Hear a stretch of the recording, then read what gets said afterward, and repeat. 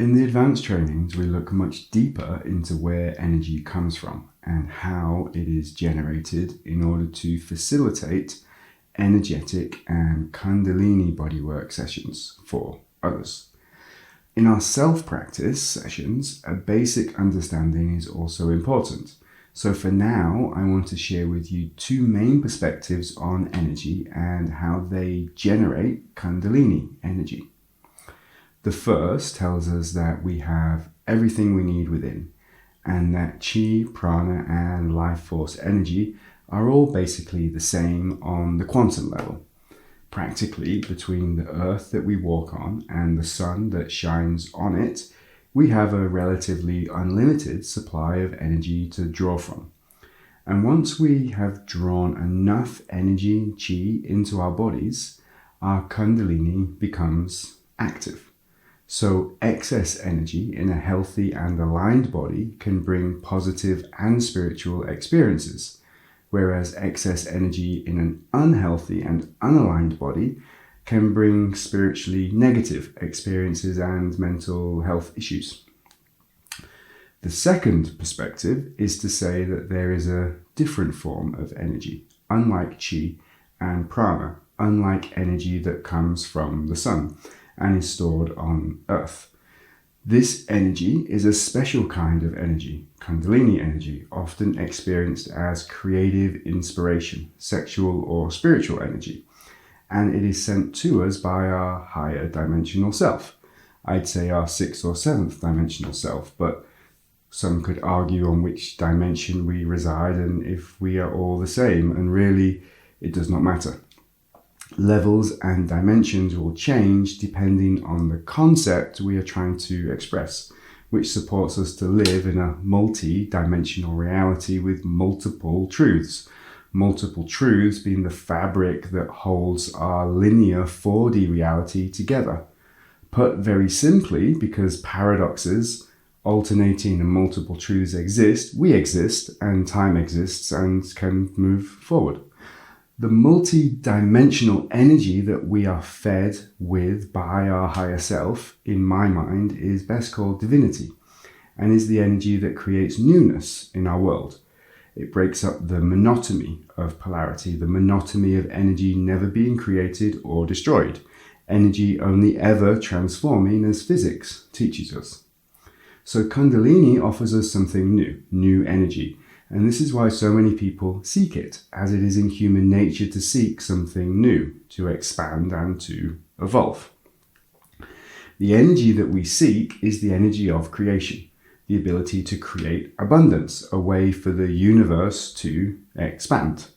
To give us an alternative perspective, we can see the act of creation as Kundalini on the micro level and the energetic and emotional levels, whereas the macro level would be seen as black holes in space, birthing new stars.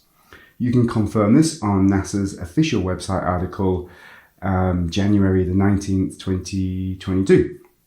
As every star in the sky is a sun in our universe, and as NASA astronomers now teach us, black holes also give birth to new stars in the universe. So, like the moon that we call feminine and the sun masculine, we should also be seeing black holes as feminine, as they give birth to some of the new light that we are, the new light in the universe, the stars that we are made from. So although we are still viewing the universe from our 3D, 4D reality, we can start to make sense of what a Kundalini rising is when we understand new stars are being born in our universe, which we are the micro expression of. So this new light is the new information that eventually must enter our consciousness, as we are the micro reflection of the cosmos, and all of the information of the universe must be stored in our bodies. One of the many reasons that our bodies are temples and that we must learn to treat them as such. If your mind is struggling with the impossibility of new energy coming to Earth, new light, then just think of a human soul coming to Earth. A soul comes to Earth with pure potential energy, and then the human population grows. So new energy is being created all of the time through sex. Although in my mind, this new energy is very often old light and old vibration that we know very well. Sometimes it is also new light, thus our souls start to reincarnate with new light, new information, and humanity evolves with the universe, with the stars that guide us. So how do we create energy, or at least embody, that is on par with the energy a soul brings without creating more people? And this is where learning to work with fifth dimensional energy through our sexuality starts to make more sense. It's scary when people hit their personal blocks and fears, their own lust, greed, and other trauma-induced behaviors, thus take this knowledge down into a lower abstractions of darkness, twisted and unhealthy darkness, creating demonic practices, opting into fear and trying to rob others or sacrifice them for their energy.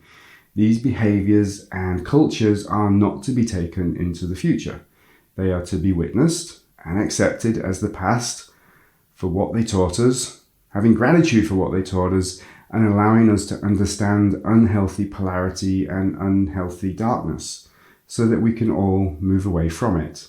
As it's our creation, it's not natural. So these bad behaviors and cultures can die completely, transform completely.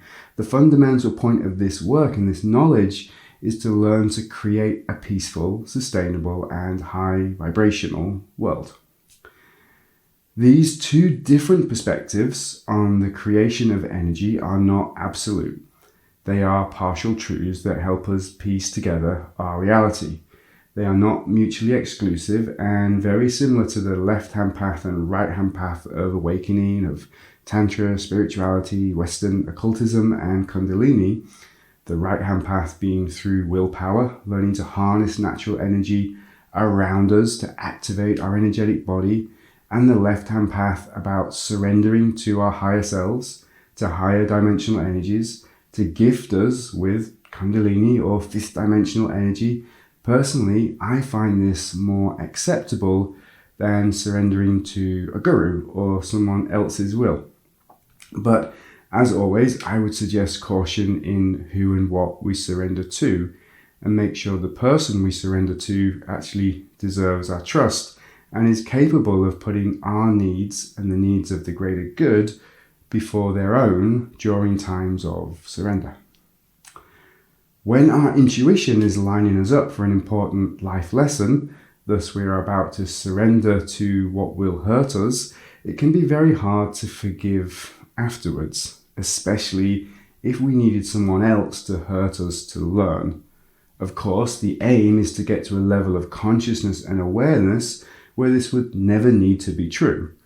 But for some people, the journey, their journey sadly includes these mistakes. Perfect mistakes of surrendering to pain or surrendering to someone else's pain. As previously said in Kundalini Bodywork, we are learning to work with both paths, the left-hand path and the right-hand path. So with both systems of generating and activating energy, when we are in a place that we can see and discern both paths, really, if ever we consciously or subconsciously choose to surrender to an energy that will hurt us.